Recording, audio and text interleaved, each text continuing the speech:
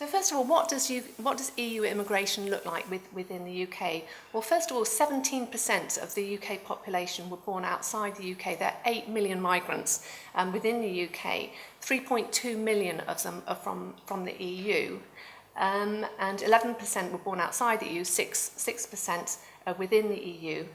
And there's been an increase in migration over the years that has continued, and currently net migration is 335,000. The largest net migration figure was last June, and it's kind of levelled off a little bit, but it stayed roughly around that level for the last few years.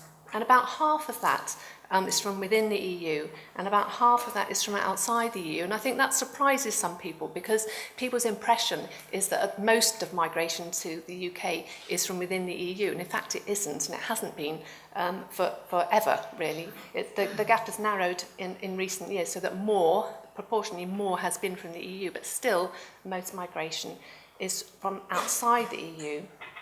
But those figures actually don't also include temporary migration, and a lot of migration from within the EU is of stays for up to a year, and that migration isn't actually recorded in those statistics. So in fact, levels of migration from the EU are higher than that would suggest. Another characteristic of EU migrants compared to migrants from elsewhere is that they're young.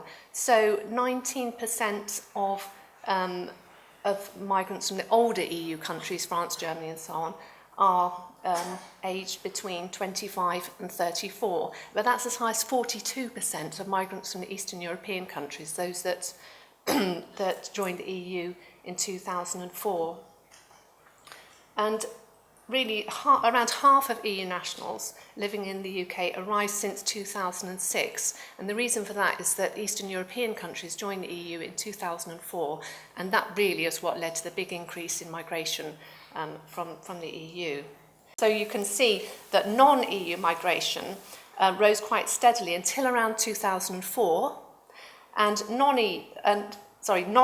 non-EU migration rose quite steadily until 2004, and migration from within the EU was pretty steady, not particularly high, until 2004, and that was the time that Eastern European migrants were able to come to the UK. And the reason why non-EU migration fell around that time was because policies were introduced to restrict low-skilled migration in recognition that Eastern European migrants would meet the UK's need for low-skilled workers. I'm sure Charles can say more about that later, because he was in government at the time.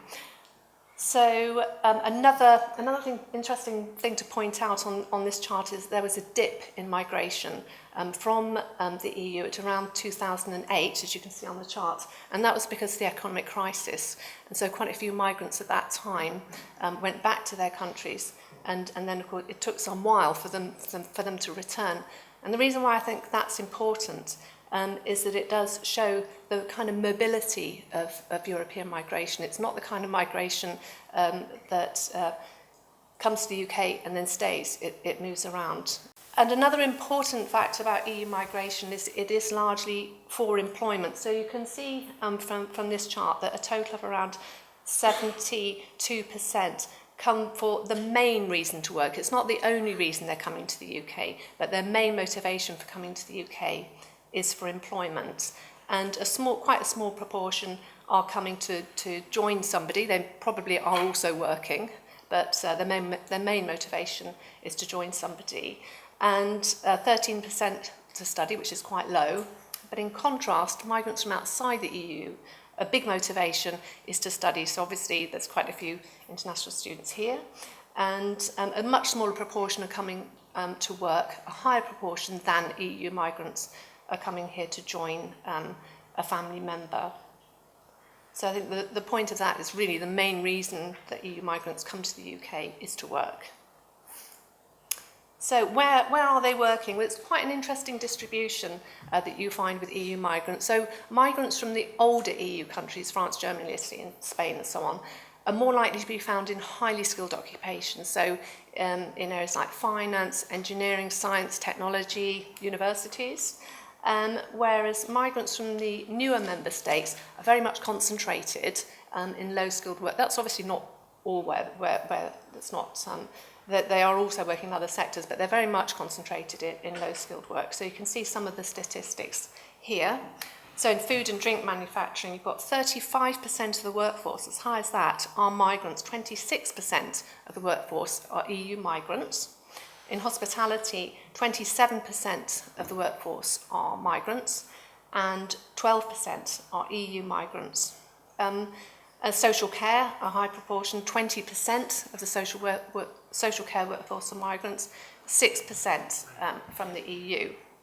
Some of these figures don't necessarily seem very high, and those that are asterisks indicate that actually those figures are very unreliable, and the reason for that is that these figures are from the Labour Force Survey, which doesn't include migrants who are in temporary accommodation, who aren't living in households. And what we know from migrants who work in some of these sectors, for example, agriculture, hospitality and construction in particular, is that they often live in employer accommodation, temporary accommodation, so don't show up. So in fact, the percentages in some of these sectors are a lot higher. And another feature is that migrants are not evenly distributed across the UK, and some of these sectors actually concentrated geographically. So construction, even though overall the percentage of EU nationals is not necessarily higher in other sectors, in London, over 50% of employees in construction are migrants. So there's a kind of sectoral, geographical concentration as well as the sectoral concentration. So looking at where EU migrants are working, I think this is an interesting chart because it shows kind of what you would expect, what people think that, obviously migrants are concentrated in London and in the southeast, and that's particularly the case with migrants from the older EU countries. But when you look at migrants from the newer EU countries, and by those countries I am meaning Poland, Lithuania, Latvia, Czechoslovakia, Slovenia, Estonia, possibly one or two others, you can see actually they're found in virtually every region of the UK, with the exception quite small numbers in Northern Ireland, Wales and the North East. And I think I'm right in saying that there are Polish people living in every single local authority within the UK. And the reason for that distribution is that at the time when migrants from Eastern Europe were first able to come to the UK, there was a labour shortage within the UK, and that's not a coincidence. That's part of the reason why the UK didn't introduce transitional controls. But for that reason, there were labour shortages all over the UK, and they went all over the UK in a way that previous migrants didn't do. So that's why you have that distribution. So why then the reliance on EU migrants? I think we've done quite a lot of research on this issue within my organisation, and both the research that we've done and has been done by other researchers shows quite consistently that employers don't actually have a preference to recruit EU migrants. I think very much, obviously, within the press and public opinion believes that employers would prefer to recruit EU migrants, that there's this idea they have a better work ethic, they're less likely to leave, and so on. But actually, when you speak to employers, that is not the case. So the main reason they say they recruit migrants from the EU is that there just aren't enough workers available to fill the vacancies that they have. Levels of unemployment within the UK are low. They've been low for some time, but they're currently, the level of unemployment is currently 4.8%, and in some areas of the country it's as low as 3.8%. In some sectors have a particular issue in that they're located in areas of very, very low unemployment and low population. So, for example, food processing and agriculture, two that I mentioned, obviously, by their nature, they're not located in areas with high population. Low pay and temporary contracts is a deterrent to UK workers. And there's also issues about the conditions and image of some sectors which rely on migrant workers. So we're talking about food processing, quite dirty, cold, unpleasant conditions, butchering animals, packing vegetables, working in care homes, not jobs that really appeal to British workers. But when I said actually, first of all, that employers say there are a few differences in work ethic and the quality of EU migrants and British workers, where there is a difference, it's in flexibility. So migrants are able to flex their hours, they're able to be flexible across tasks and also with their location. And that's because they are migrants and they're here to earn as much money as they can. And then possibly go home, possibly stay. And so an employer just this week explained to me, they said, when I said to them, the employer, why is it that a British worker won't do overtime and a migrant will? And they said, well, a migrant wants to earn the money that they live on, but they also want to save or send money home. A British worker will just want to earn enough money to live on. So UK workers are less flexible. And these are sectors, the sectors that I mentioned that are very highly dependent on migrants, have a very flexible business model. So they'll be supplying to supermarkets, they'll have a very unpredictable cycle of work. And so that's one of the main reasons why they end up recruiting migrants and not UK workers in some cases. So we asked employers before and after Brexit, what would they do if the UK left the EU and they were no longer able to recruit EU migrants? So before the referendum, it's very speculative. And then after the referendum, they've gradually had to kind of think, well, actually, this is reality. What are they going to do? So first of all, their priority is to keep their current EU workers. And that's something that they desperately want clarity about. They're very concerned, particularly after the referendum. They're concerned about the future of their current EU workers. They wanted to reassure them, but they had really nothing to reassure them with. And that situation has obviously continued. Their preference is to continue to be able to recruit from the EU, but they realise that there are going to be some kind of restrictions in place. Their ideal is actually to recruit more local people, and particularly they would like to recruit more young people, but they recognise there are barriers there to be overcome. And so some of those are the issues that I mentioned earlier, the nature of the work, the pay and the prospects. And employers do often also say, in these sectors that are very dominated by migrants, that their sector is misunderstood, that teachers, parents, careers advisors and young people themselves do not understand the sectors and the opportunities that they have. And that there are careers in those sectors. So we're talking here about hotels, factories, care homes and so on. But I think now, post-referendum, they are actually realising that some of that, the issue about perception, is partly also reality, and that they're going to have to address those kind of issues. So they're going to have to look at not only the pay that they offer, they're going to have to look at the career structures they offer, and to really attract young people to their sectors. They're also considering other options, such as older workers and students, but they do want flexibility. So students, some of you here, would be quite attractive to employers in those sectors, but they need you at a time when work increases. So, for example, food processing factories, suddenly the weather's warm and people are having barbecues, they suddenly need to recruit, they suddenly need to produce more burgers, more salads. But at that time, students are having exams, so that might not work out. They do want to recruit older workers, and I think some employers have been quite successful in doing that. But there is, when you're looking at unemployment, there's a certain level of unemployment in the over 50s. So I think there's scope there. And I think last week the Minister for Work and Pensions said that employers should be considering offering more opportunities to older workers. So that might happen. But the other barriers obviously still apply. Nature of the work, some of it quite physical, obviously in jobs like construction. So those barriers, might not be easy to overcome. Employers are also looking at non-labour alternatives. So I think we've heard quite a lot recently about automation, and a certain number of jobs are going to be automated. So we've been asking employers about the possibility of automating tasks so that they're less reliant on labour. Some see scope for that. Obviously, there's more scope in some areas than others. A robot can't make a bed, for example, can't clean a room in a hotel, can't look after an elderly person.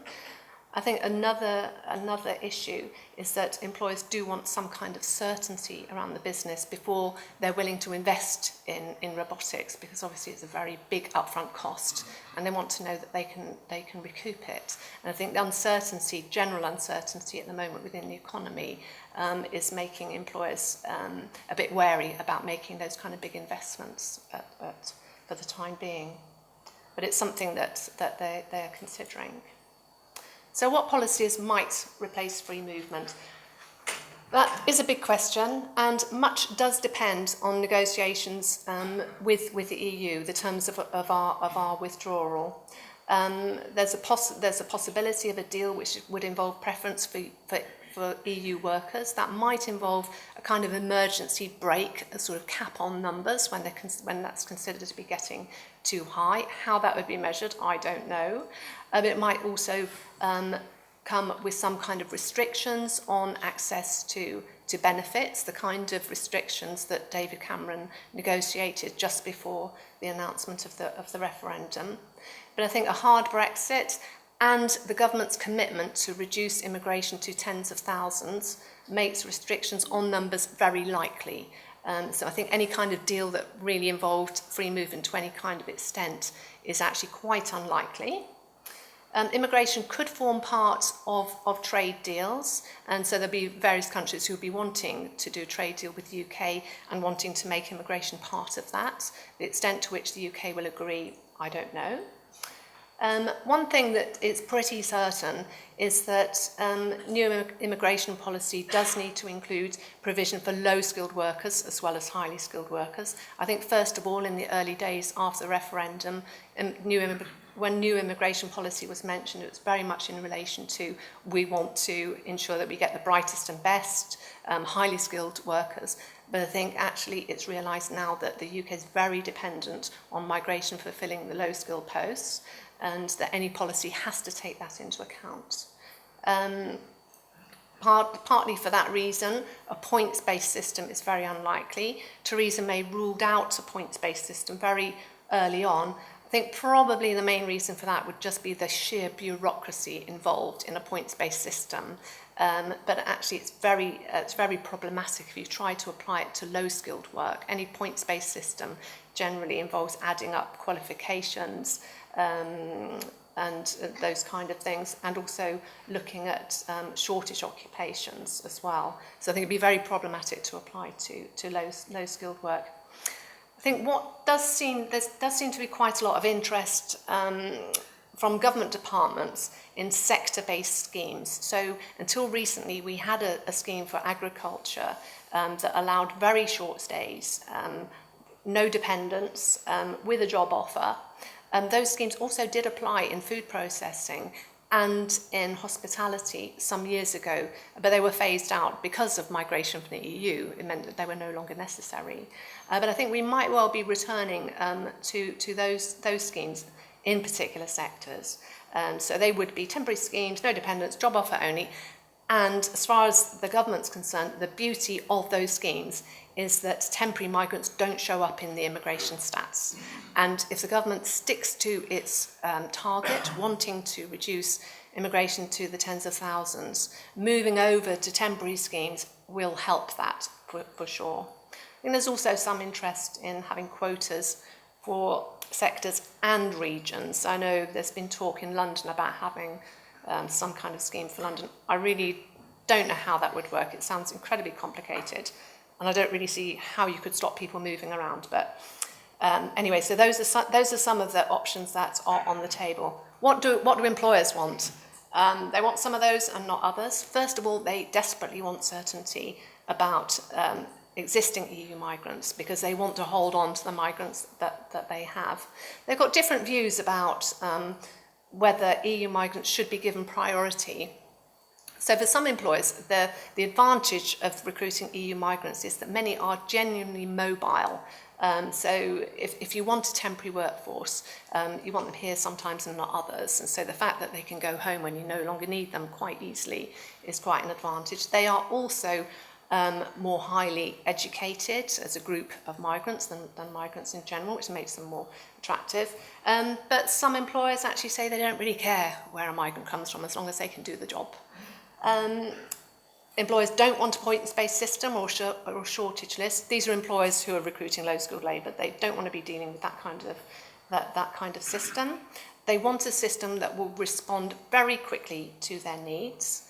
On the sector-based schemes, they have quite mixed views. So some employers think that having a scheme for their sector would be good because it would kind of highlight their sector as a sector that is in need of migrant workers. It kind of recognise their needs. But at the same time, they're concerned about quotas, about caps on the numbers that they need. They want migrants to have permanent stay as well as temporary stays, and the reason for that is that they want to recruit permanent staff to senior positions via migration route, as well as having people here for a short period. And they don't want migration that's limited to people with a job offer. And I think that has been something that's been suggested. You only allow people who've got a job offer. What employers are saying is if you had that kind of system, then they would have to use agencies. So agencies would have to go out to the countries and recruit them because lots of employers just don't have the means to recruit people from overseas to offer them a job at a distance. But overall, employers want a system that involves limited red tape and cost. So I just want to say then a final word really about how that would fit in with what we think from opinion polls and research, how that would fit in with what the public wants. So the referendum is seen as a vote against free movement. It's not entirely clear that it was. Obviously, it was about a lot of other things as well. But nevertheless, the public are expecting a reduction in immigration, particularly in low-skilled migration. Low-skilled migration is quite unpopular. It's quite puzzling to me in a way because I think, well, if you would have thought that there would be more opposition to bringing in highly skilled migrants in a way rather than growing our own and keeping highly skilled jobs for ourselves. But anyway, the public is expecting a reduction in low-skilled immigration. And temporary schemes and offering migrants permission to be here with a job offer only would reduce numbers, definitely, because it would reduce the number of dependents. But at the same time, I think it would create a lot of churn.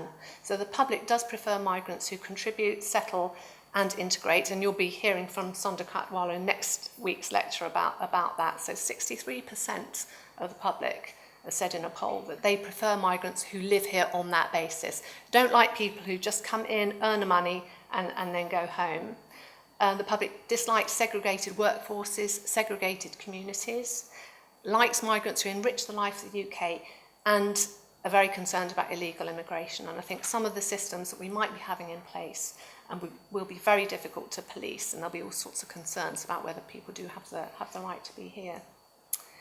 So I think as a concluding note, I think it's going to be very difficult to get the kind of migration that employers want, that's not damaging for the economy, and that is actually going to meet people's expectations from the referendum vote.